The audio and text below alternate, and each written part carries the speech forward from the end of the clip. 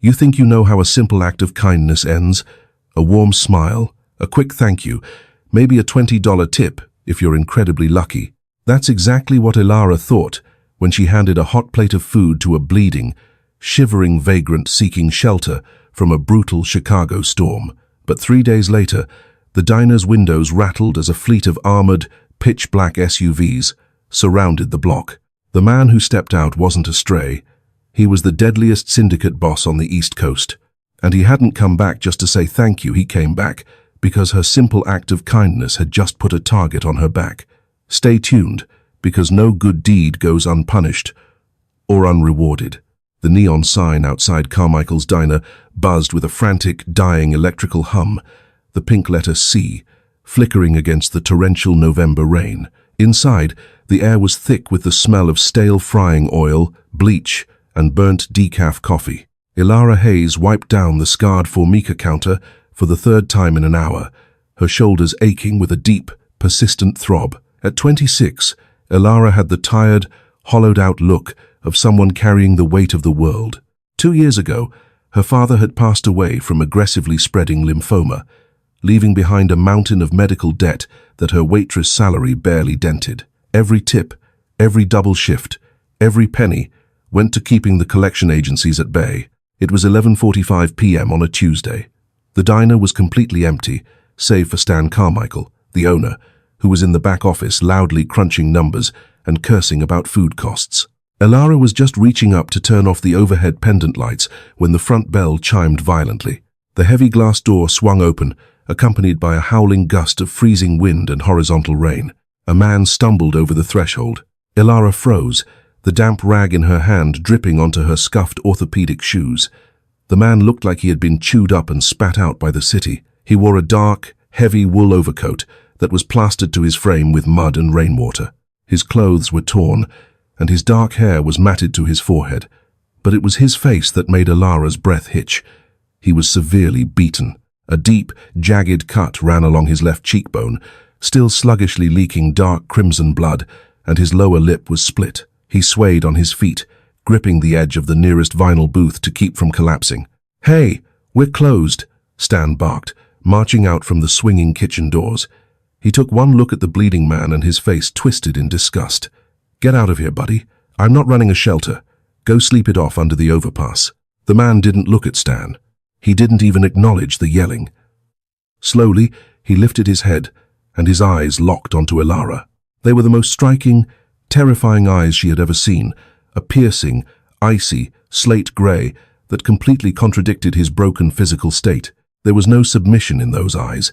There was a cold, calculating intensity that made a shiver run down Ilara's spine. He looked at her not like a beggar asking for a favor, but like a predator temporarily trapped in a cage. "Just a cup of coffee," the man said. His voice was a low, gravelly rasp that barely carried over the sound of the rain lashing against the windows. "I said out." Stan stepped forward, grabbing his heavy metal flashlight from beneath the cash register. "Before I call the cops." "Stan, stop," Ilara interrupted, her voice surprising her with its steadiness. She stepped out from behind the counter. "He's freezing. Look at him." "Ilara, I don't pay you to be a bleeding heart. He's bleeding all over my linoleum. If he can't pay, he doesn't stay." Ilara reached into her apron. She pulled out her tip money for the night, a pathetic wad of crumpled $1 bills and a single $5. $14. It was supposed to go toward her gas bill. "I'm paying for him," she said firmly, slapping the damp bills onto the counter. "A black coffee, the meatloaf special, and a slice of cherry pie. Ring it up." Stan glared at the money, then at Ilara, before snatching the bills with a huff. "Your funeral, Hayes, but I'm going in the back. If he tries anything, you're on your own." He stormed back to his office, slamming the door. Ilara turned to the man. "Sit," she said gently, pointing to a booth near the radiator. The man limped heavily to the booth, sliding into the red vinyl seat with a suppressed groan. Ilara hurried to the kitchen, plating the last portion of meatloaf, scooping a heavy mound of mashed potatoes, and pouring a steaming mug of black coffee. She grabbed a first aid kit from the back wall before returning to the dining room. When she set the heavy ceramic plates down in front of him, she noticed his hands. They were bruised, and the knuckles were split, but they were not the hands of a street vagrant. The fingernails were clean, the skin lacking the deep ingrained grime of long-term homelessness.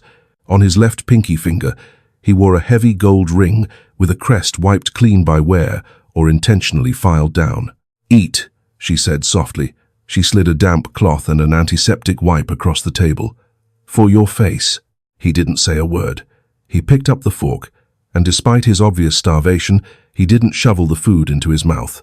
He ate with methodical, precise movements. Ilara watched him from behind the counter, pretending to clean the coffee machine. The silence stretched, heavy and palpable, broken only by the scrape of his silverware and the relentless storm outside. When he finished, he wiped his mouth with a paper napkin. He picked up the antiseptic wipe, tore it open, and dabbed at the brutal cut on his cheek without so much as a wince. Finally, he looked at her again. "Why did you do that?" he asked. His gaze dropped to her apron. "You need that money. Your shoes are worn through. Your apron is frayed." Ilara felt a flush of embarrassment heat her cheeks. She crossed her arms, suddenly defensive. "My shoes are fine, and you looked like you needed it more. No one deserves to freeze to death with an empty stomach." The man stood up, his movements stiff, but noticeably more grounded than when he had walked in.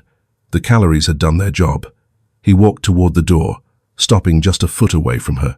Up close, he was massive, well over 6 feet tall, broad-shouldered, radiating an intimidating heat. "What is your name?" he asked quietly. "Ilara," she replied, keeping her chin up. "Ilara Hayes."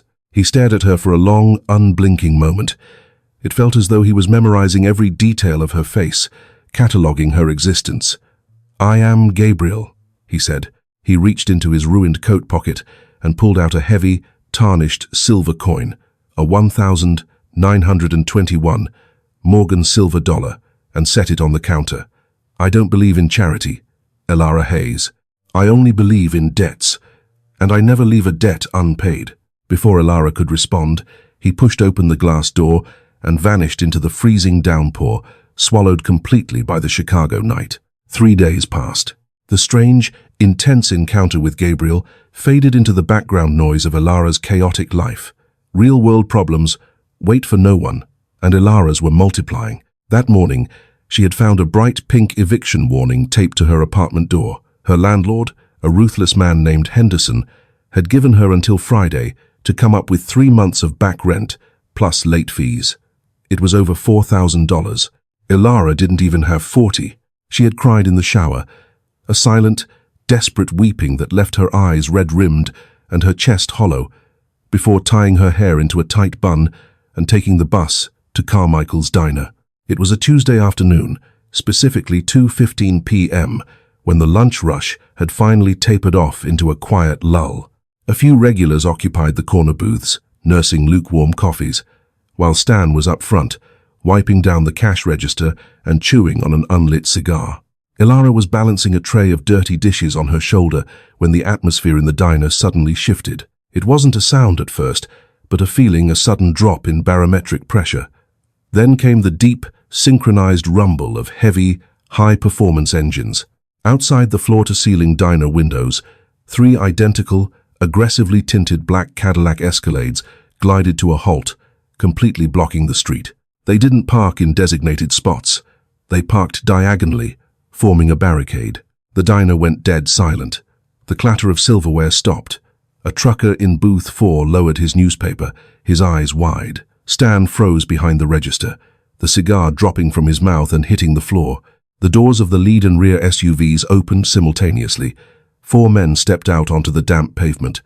They were massive, heavily muscled, and moved with a terrifying, synchronized efficiency. They wore tailored black suits, but there was nothing corporate about them.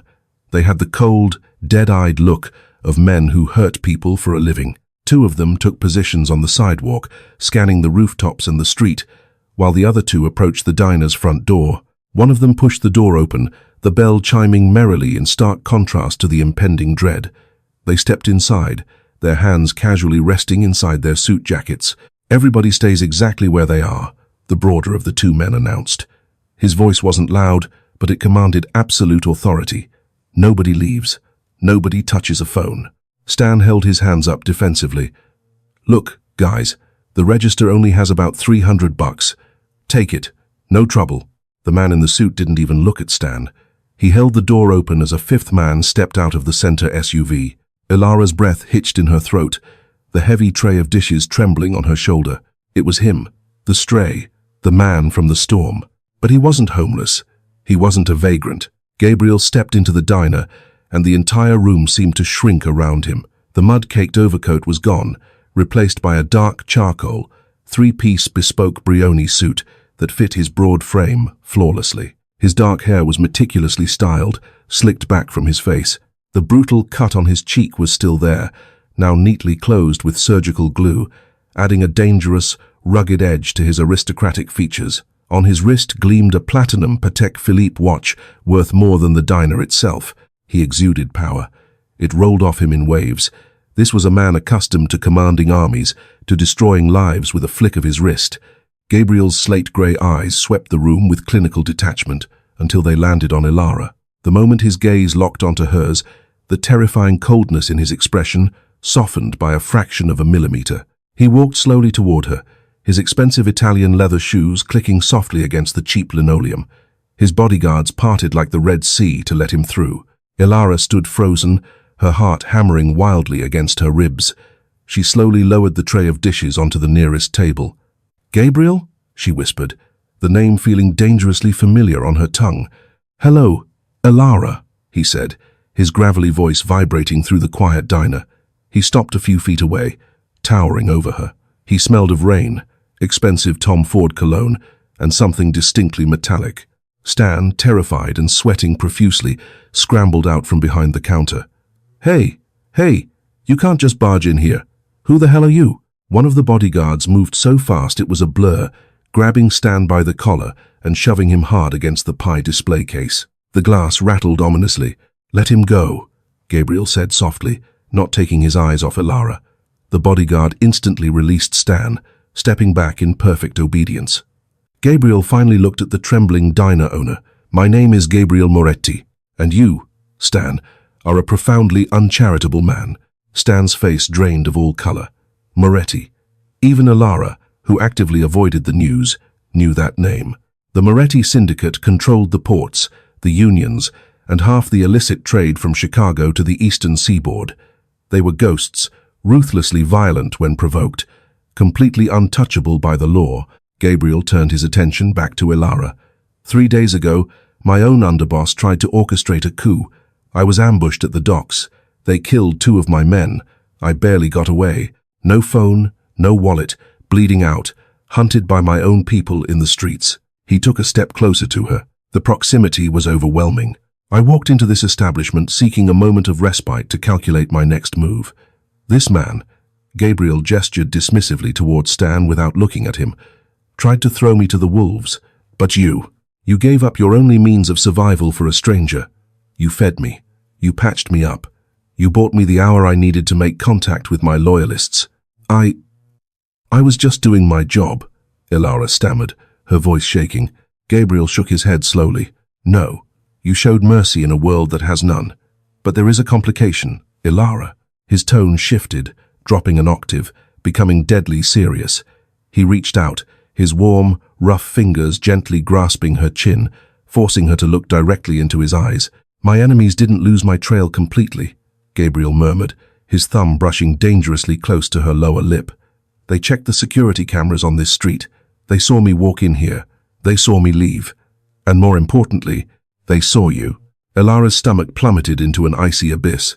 What are you saying? I am saying, Gabriel replied, his eyes narrowing, that the Romano family knows who you are. They know you helped me. By this evening, they will come to this diner to interrogate you, and they are not as polite as I am. Ilara couldn't breathe. The room was spinning. No, I didn't do anything. I don't know anything about you. It doesn't matter to them, Gabriel said, his voice flat, devoid of emotion, stating a violent fact of his world. He dropped his hand from her face and looked at his bodyguard. Silas, take her apron. Before Ilara could react, the bodyguard stepped forward and smoothly untied the knot at the back of her waist, pulling the stained white apron away from her. What are you doing? Ilara panicked, taking a step back. I am paying my debt, Ilara Hayes, Gabriel said, his voice ringing with finality. I don't leave loose ends, and I don't leave the people who saved my life to be slaughtered. He reached out and grabbed her wrist, not tight enough to hurt, but with an iron grip that told her struggling was utterly useless. Grab your coat, Elara, Gabriel commanded, pulling her gently but firmly toward the door. You no longer work here, and you no longer live in this city. The interior of the Cadillac Escalade was a sensory deprivation chamber compared to the howling wind and sirens of Chicago. The windows were practically opaque from the outside, but inside, Elara could see the city blurring past in a smear of neon and rain. The heavy thud of the doors closing had sealed her fate. She was trapped in a rolling fortress. Elara sat rigid against the pristine black leather, her hands trembling in her lap. Opposite her sat Silas, the stoic bodyguard, his eyes scanning the street behind them through the rear windshield. Next to her sat Gabriel Moretti. He took up an infuriating amount of space, his broad shoulders brushing against hers every time the SUV took a sharp turn. You can't do this, Elara finally whispered, her voice barely audible over the hum of the engine. This is kidnapping. I have bills. I have an eviction notice on my door. I can't just vanish. Gabriel didn't look at her. He kept his slate-grey eyes fixed on the road ahead. You already have. As of 10 minutes ago, Elara Hayes ceased to exist on paper. Your apartment lease is being terminated and paid out by a shell corporation. Your outstanding medical debts are being zeroed out as we speak. Elara whipped her head around to stare at his razor-sharp profile. What? You hacked my life? How do you even know about my father's medical debt? I run a syndicate that moves billions in cargo, Elara, Gabriel said, his tone infuriatingly calm. Finding out that a hospital in Cook County is garnishing your wages took my people less than 4 minutes. I told you, I do not leave debts unpaid. You saved my life. I am saving yours. The Romano family, led by Vincent Romano, is currently tearing the South Side apart, looking for me. If they found you in that diner, they would have tortured you for information you don't even possess, and then they would have killed you. The blunt, violently casual way he spoke about torture and death made Elara physically nauseous. 45 minutes later, the convoy turned off a secluded, winding road in Highland Park, an ultra-affluent suburb north of the city. Huge wrought-iron gates, adorned with a subtle crest, swung open automatically. The SUVs crunched up a long, sweeping gravel driveway lined with towering, ancient oak trees, finally stopping in front of a sprawling, 3-story limestone estate that looked more like a European consulate than a home. Welcome to my sanctuary, Gabriel murmured, stepping out into the damp night air and offering her a hand. Elara ignored it, scrambling out on her own. Inside, the opulence was suffocating. The grand foyer featured a sweeping double staircase and floors of imported Italian marble that gleamed like glass. Waiting for them at the base of the stairs were 2 people, an older, stern-looking woman in a crisp black dress, and a younger, sharply dressed man with a jagged scar running through his left eyebrow. Gabriel, the younger man breathed, stepping forward. He looked visibly relieved but instantly eyed Elara with intense, hostile suspicion. Thank God. The docks are a mess. We thought you were bleeding out in an alley. Who is the civilian? This is Elara, Gabriel stated, his voice echoing in the cavernous hall. He turned to the woman. Rosa, prepare the East Wing guest suite. Have fresh clothes brought up. Nothing leaves this house without my authorization. Rosa nodded curtly. Yes, Mr. Moretti. Right away, sir. Dominic. Gabriel turned his attention to his second-in-command, his eyes hardening. My own underboss sold me out to Vincent Romano. I want the streets scoured. I want to know exactly who pulled the trigger at the docks, and I want them brought to the warehouse by midnight. Done, Dominic said, though his eyes kept darting back to Elara. But Gabriel, bringing a girl here? Now? We are at war? She's a liability. The air in the room suddenly turned freezing cold. Gabriel took a slow, deliberate step toward his capo. This girl pulled me out of the gutter when my own men failed to protect me. She is under my absolute, irrevocable protection. If anyone in this family looks at her wrong, breathes on her wrong, or questions her presence, they answer to me. Do I make myself clear, Dominic? Dominic swallowed hard, nodding once. Crystal, boss. Elara watched the exchange, a terrifying realization washing over her. Gabriel wasn't just a criminal, he was a king. and she was now locked inside his castle, surrounded by his soldiers. Desperation clawed at her throat. She reached into her pocket and pulled out her cracked smartphone. "I need to call my landlord. I need to tell him I'm not coming back." In a flash of movement so fast it startled a gasp out of her, Gabriel closed the distance between them. He snatched the phone from her hand. Before she could protest, he dropped it onto the marble floor and crushed it beneath the heel of his Oxford shoe. "Hey!" Elara shouted, pushing him in the chest. It was like shoving a brick wall. "Your phone is a beacon," Gabriel said, his eyes darkening as he caught her wrists, holding them firmly but gently. "The Romanos have access to cell tower triangulation. You call your landlord. They have this address in 5 minutes. You are entirely severed from your old life, Elara. It is the only way you survive the week." Elara barely slept. The East Wing suite was larger than her entire apartment building, featuring a California king bed draped in 1,000-count Egyptian cotton, a massive marble-soaking tub, and a balcony overlooking a perfectly manicured, floodlit garden. But to Elara, it was a gilded cage. She woke up at dawn to the sound of heavy rain lashing against the floor-to-ceiling windows. On the velvet armchair in the corner of the room, someone had left a stack of clothing, a cashmere sweater, perfectly fitted dark designer jeans, and soft leather boots. She dressed quickly, the expensive fabrics feeling alien against her skin. She found her way downstairs, navigating the silent, cavernous halls, until she heard the low murmur of voices coming from behind a heavy mahogany door. She pushed it open slightly. It was a massive study lined with leather-bound books and smelling of expensive scotch and wood smoke. Gabriel sat behind a massive desk, staring grimly at a flat-screen monitor mounted on the wall. Dominic was standing beside him, his arms crossed. Neither of them noticed her in the doorway. Elara looked at the screen and felt the blood completely drain from her face. It was a local morning news broadcast. The headline running across the bottom of the screen read, "Suspicious fire destroys historic local diner."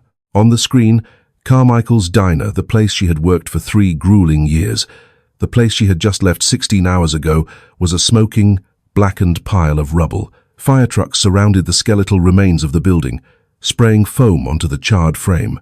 "Oh my God!" Elara gasped, stumbling into the room. Gabriel's head snapped up. He immediately reached for a remote and killed the screen, but it was too late. "Was anyone inside?" Elara demanded, her voice rising to a hysterical pitch as she ran toward the desk. "Was Stan there? Was anyone hurt?" Gabriel stood up, walking around the desk to intercept her. "Elara, calm down. Don't tell me to calm down," she screamed, hitting his chest with her fists. Tears, hot and fast, spilled over her cheeks. "That's my fault. They came looking for me, didn't they? They burned it down because of me." Gabriel grabbed her hands, pulling her flush against his chest to stop her frantic swinging. He was a furnace of heat, his arms wrapping around her like a vice. "Listen to me," he commanded, his voice a low, vibrating rumble against her ear. "It is not your fault. It is mine. I brought this to your door, and Stan is alive. My men intercepted him last night before the Romanos arrived. He is safe in a hotel under an assumed name." Elara sagged against him, the fight leaving her body in a rush of overwhelming relief and exhaustion. She buried her face in the lapel of his tailored shirt, sobbing quietly. She had never been held like this before, with such aggressive, absolute certainty. For a fleeting, confusing second, she felt entirely safe in the arms of the most dangerous man in Chicago. Gabriel's hand came up to cradle the back of her head, his fingers tangling in her hair. It was a fiercely protective gesture that made Dominic, who was still standing by the desk, look away uncomfortably. "They missed you, so they sent a message," Gabriel murmured, resting his chin on the top of her head. "Vincent Romano thinks he can burn my city to the ground to flush me out. He is deeply mistaken." Gabriel pulled back slightly, looking down into Elara's tear-streaked face. The cold, calculating syndicate boss was gone. In his eyes, Elara saw a raw, burning fury, and something else, something distinctly possessive. "Dominic," Gabriel said, his eyes never leaving Elara's. "Tell her what you found." Dominic shifted his weight, pulling a small melted piece of plastic from his pocket and tossing it onto the desk. "We scoured the diner ruins before the cops officially locked it down. The fire wasn't just a random torching. It was a precision strike. But here's the kicker, Gabriel." Dominic paused, the tension in the room thickening. "The Romanos didn't just stumble upon the diner by tracking your street movements. Dominic said grimly. They knew exactly what time you were there, and they knew who served you. Someone tipped them off, and it wasn't the diner owner. Ilara wiped her eyes, confused. What do you mean? Gabriel finally looked away from Ilara, his jaw clenching so hard a muscle ticked in his cheek. He walked over to the desk, picking up the melted piece of plastic. It was the charred remains of a high-end GPS audio bug. I mean, Gabriel said, his voice dropping to a terrifyingly quiet whisper, that the Romanos didn't track me to the diner. They tracked the person who came to pick me up. There is a rat inside my inner circle. Someone in this very house is feeding information to the men trying to kill us. Ilara's breath hitched. The sprawling, heavily guarded estate suddenly didn't feel like a sanctuary anymore. It felt like a trap, and they were locked inside, with the predator. The revelation hung in the study like a suffocating cloud of carbon monoxide. A rat inside the Moretti estate. For the next 48 hours, the sprawling limestone mansion transformed from a luxurious sanctuary into a high-tech fortress operating under martial law. The massive wrought-iron gates were permanently locked. Men wielding matte black tactical rifles patrolled the manicured gardens in synchronized shifts. Inside, the silence was oppressive, broken only by the sharp clicking of Gabriel's Italian leather shoes against the marble floors as he relentlessly paced the corridors, a predator hunting within its own den. Ilara was confined to the East Wing, but the isolation gave her a unique vantage point. Years of waitressing at Carmichael's had honed her peripheral vision and her ability to read a room. When you depend on tips to survive, you learn to spot the impatient foot tap of a bad tipper, the nervous sweating of a man about to skip out on a check, and the subtle, unspoken dynamics between people. On the third evening, Ilara was sitting on the edge of her California king bed, staring blankly at an untouched plate of pan-seared scallops that Rosa had brought up. The door adjoining her suite to the private balcony was slightly ajar to let in the crisp, damp November air. Below her balcony, near the perimeter wall of the rose garden, two figures were speaking in hushed, urgent tones. Ilara slipped off the mattress, padding silently across the thick Persian rug in her bare feet. She pressed her back against the cold stone of the balcony archway and peered through the darkness. The floodlights had been strategically dimmed in this sector. It was Dominic, the second in command, the man who had been at Gabriel's side for over a decade. He was standing face to face with a man Ilara didn't recognize, a perimeter guard judging by the tactical vest. But it wasn't the conversation that made Ilara's blood run cold. It was the object Dominic was slipping into the guard's hand. It was a secondary, heavy black keycard, the master override for the estate's rear service gates. "Midnight," Dominic muttered, his voice barely carrying over the wind. "Tell Vincent the package will be in the ground floor library. Gabriel will be distracted in the basement armory. 3 cars, no headlights. Take the girl, and Gabriel will surrender the ports to get her back." Ilara slammed her hand over her mouth to stifle a gasp. Take the girl. They were talking about her. Dominic wasn't just leaking information. He was orchestrating her kidnapping to hand Gabriel's empire over to the Romano family on a silver platter. She didn't wait to hear the rest. She bolted from the balcony, tearing open her heavy oak door, and sprinted barefoot down the sweeping marble staircase. She nearly collided with Silas at the landing, ignoring his startled shout as she pushed past him toward the basement.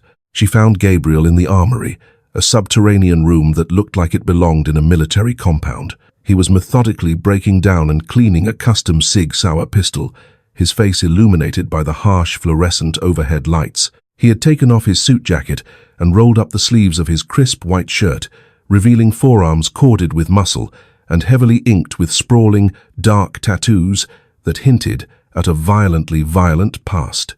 "Gabriel!" Ilara gasped, stumbling into the room, her chest heaving. He had the gun reassembled, loaded, and aimed at the doorway in a fraction of a second, his reflexes terrifyingly fast. When he saw it was her, he instantly lowered the weapon, his icy eyes widening in alarm. He crossed the room in 3 massive strides. "Ilara, are you hurt? Why are you out of the East Wing?" His hands gripped her shoulders, his thumbs automatically checking her pulse point. It was racing.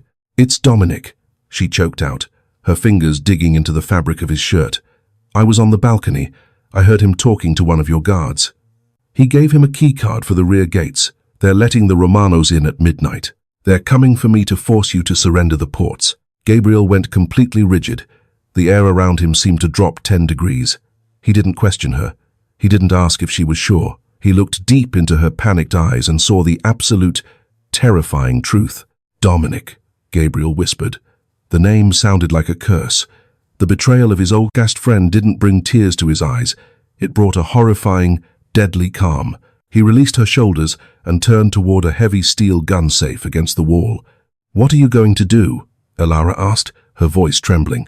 "I am going to do what I should have done the night they ambushed me at the docks," Gabriel said, his voice devoid of all human emotion. He pulled a heavy, tactical vest from the safe and slipped it over his shoulders. "I am going to remind Chicago exactly why they fear the Moretti name." He turned back to her, pulling a small, compact Glock 19 from a side drawer. He checked the magazine and held it out to her. "Grip first." Elara stared at the matte black metal, taking a step back. "No, I can't. I've never held a gun in my life." Gabriel stepped forward, firmly pressing the heavy weapon into her palms and closing her fingers around the grip. "You hold it.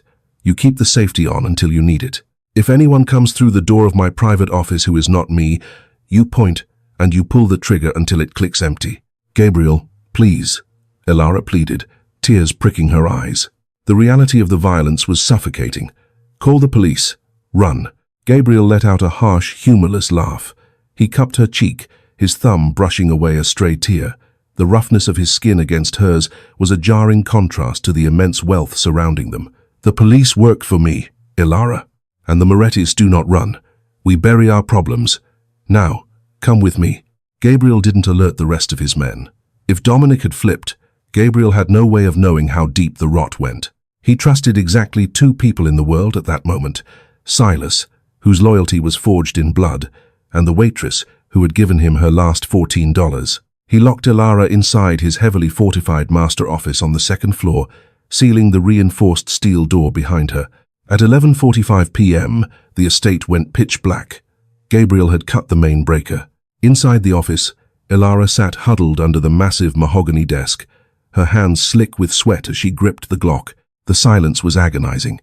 Every creak of the floorboards, every gust of wind against the reinforced glass, sent a fresh wave of adrenaline through her veins. Then it began. It didn't start with shouting or a dramatic entrance. It started with the muffled, rhythmic thwip-thwip of suppressed gunfire from the ground floor. Down in the foyer, 3 heavily armed Romano enforcers had slipped through the rear service entrance, guided by Dominic's traitorous guard. They were moving toward the library, expecting to find an undefended girl. Instead, they walked into a slaughterhouse. Gabriel, wearing night vision goggles and moving with the silent, predatory grace of a phantom, dropped the first 2 men before they even realized they were no longer the hunters. The 3rd man managed to fire a wild, panicked, burst into the dark before Silas stepped out from behind a marble pillar and ended his life with a single, precise shot. The chaos erupted. Hearing the gunfire, the remaining Romano soldiers stationed outside realized the trap had been sprung. They rammed a reinforced armored SUV straight through the front wrought iron gates, the metal groaning and snapping under the immense force. Alarms began to blare, a deafening, piercing siren that vibrated in Elara's teeth. Through the floorboards, she heard the terrifying symphony of a full-scale mafia war. The heavy, concussive blasts of shotguns, the staccato rattle of automatic weapons, and the screaming of men dying in the dark. Suddenly, heavy footsteps pounded down the hallway outside her door. Elara raised the gun, her arms shaking so violently she could barely keep the barrel straight. She clicked the safety off. "Gabriel, she's not in the library," a voice roared from the hallway. It was Dominic. He sounded frantic, desperate. "Where did you put her?" There was a heavy thud, followed by a sickening crunch of bone against wood. Elara held her breath, scooting further back under the desk. "Did you really think I wouldn't smell the rat in my own house, Dominic?" Gabriel's voice bled through the heavy oak door. It wasn't loud, but it possessed a demonic, chilling resonance. "Gabriel, listen to me." Dominic coughed, sounding like he was choking on his own blood. "Vincent Romano offered me the south side. He was going to kill you anyway. I was just trying to save the syndicate. You tried to sell the woman who saved my life," Gabriel replied, his tone devoid of mercy. "She's a nobody. A waitress," Dominic screamed. You're going to throw away a billion-dollar empire for a piece of street trash? Bang! A single, deafening gunshot echoed in the hallway. Then, dead silence. Elara squeezed her eyes shut, clapping her hands over her ears, dropping the gun to the floor. She sobbed, entirely overwhelmed by the sheer, unadulterated brutality of the world she had been dragged into. A minute later, the handle of the office door turned. A key slid into the lock, and the heavy door pushed open. Elara. It was Gabriel. She crawled out from under the desk. When the emergency backup lights flickered on, bathing the room in a dim, amber glow, she saw him clearly. He was covered in blood. It splattered his crisp white shirt, smeared across his jawline, and dripped from his knuckles.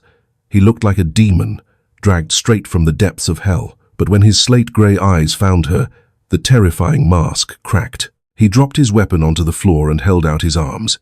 Elara didn't hesitate.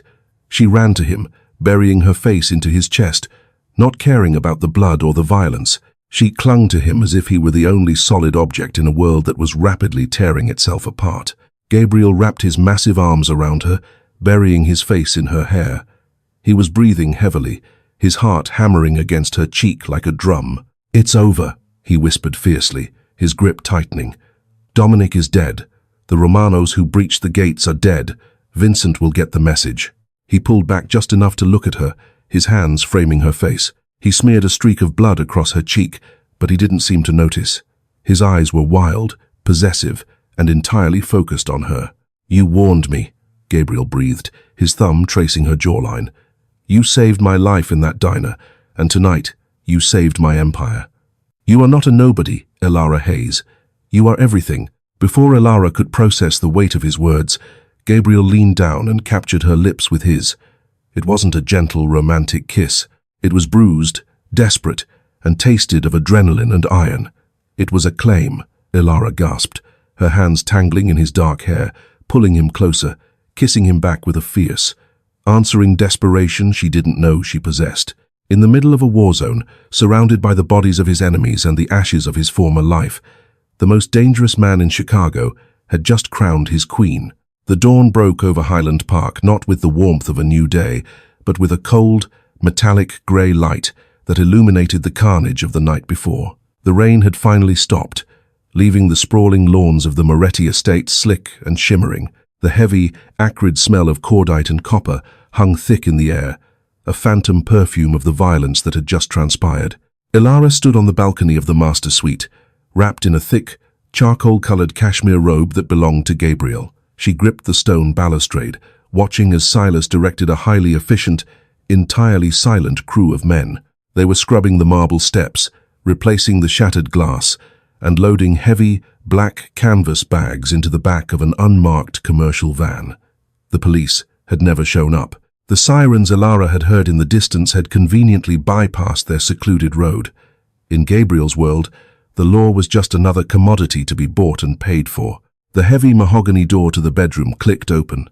Elara didn't jump. She turned slowly to see Gabriel step into the room. He had showered. The blood and the grime of the battle were gone, replaced by a pristine black turtleneck and dark trousers, but the exhaustion was etched deeply into the lines around his slate-grey eyes. He looked at Elara, his gaze sweeping over her small frame wrapped in his oversized clothing, and the harsh, dangerous tension in his jaw visibly softened. "They are gone," Gabriel said quietly, crossing the massive expanse of the room until he stood right beside her on the balcony. "The estate is secure. The remaining capos have been summoned. They will be here within the hour to pledge their absolute, unquestioning loyalty, or they will share Dominic's fate." Elara looked up at him. Just 12 hours ago, she had been a terrified civilian huddled beneath a desk. Now, the fear was gone, burned away by the sheer intensity of the crucible they had survived together. "And what about Vincent Romano?" she asked, her voice steady, surprising even herself. Gabriel's eyes darkened, a flash of pure, predatory malice briefly taking over his features. "Vincent Romano orchestrated an assault on my home. He ordered his men to touch what is mine. He will not live to see the sunset." He reached out, his large, calloused hand gently tucking a stray lock of hair behind her ear. "But I need you to stay here, with Silas. I am taking the Ghost Squad into the city. It will be swift, and it will be brutal." Elara didn't argue. She nodded, leaning her cheek into the palm of his hand. "Come back to me," she whispered. "Always," Gabriel vowed, a low, gravelly promise that sealed her fate forever. By noon, the Moretti estate was a fortress of silent anticipation.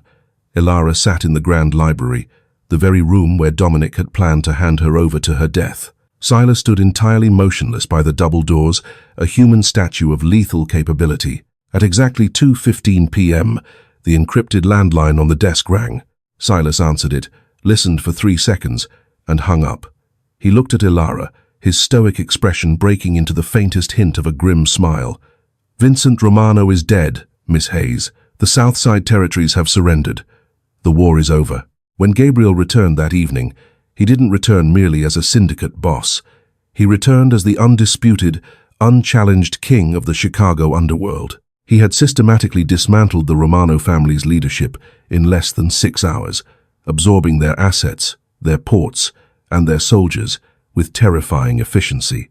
But as he walked through the heavy front doors, ignoring the bows of his newly minted lieutenants, he had eyes only for the woman waiting for him at the top of the marble staircase. The wind whipping off Lake Michigan was brutal, a biting cold that cut right through a standard winter coat. But Elara didn't feel it. She sat in the back of an elongated, armored Maybach, wrapped in a white, floor-length faux fur coat, her dark hair perfectly styled. On her left ring finger sat a breathtaking, flawless 6-carat emerald-cut diamond. The Maybach pulled to a smooth stop on a rundown, familiar street on the south side. Beside her, Gabriel looked up from a leather-bound ledger. He wore a bespoke, navy blue pinstripe suit, his aura of power more absolute and refined than ever. He looked out the window, his brow furrowing slightly. "Why did you ask Silas to bring us here?" Gabriel asked, his deep voice filling the quiet cabin of the car. Elara smiled, a genuine, warm expression that still managed to disarm the deadliest man on the East Coast. She pushed open the heavy door and stepped out onto the sidewalk. Gabriel followed immediately, signaling with 2 fingers. Instantly, 4 massive bodyguards materialized from the trailing SUVs, forming a discreet but impenetrable perimeter around them. Elara stood on the sidewalk, looking at the empty, fenced-off dirt lot. It was exactly where Carmichael's diner used to stand before Vincent Romano's men had burned it to ash. "I bought it," Elara said softly, her breath pluming in the freezing air. Gabriel stepped up behind her, wrapping his arms around her waist and pulling her back against his solid chest, shielding her from the wind. "You bought a vacant lot in a dilapidated industrial zone? If you wanted a real estate portfolio, Mia Regina, you only had to ask." "I don't want a portfolio," Elara laughed, resting her hands over his. "I want a foundation. I bought the entire block, Gabriel." She turned in his arms to face him, her eyes shining with fierce determination.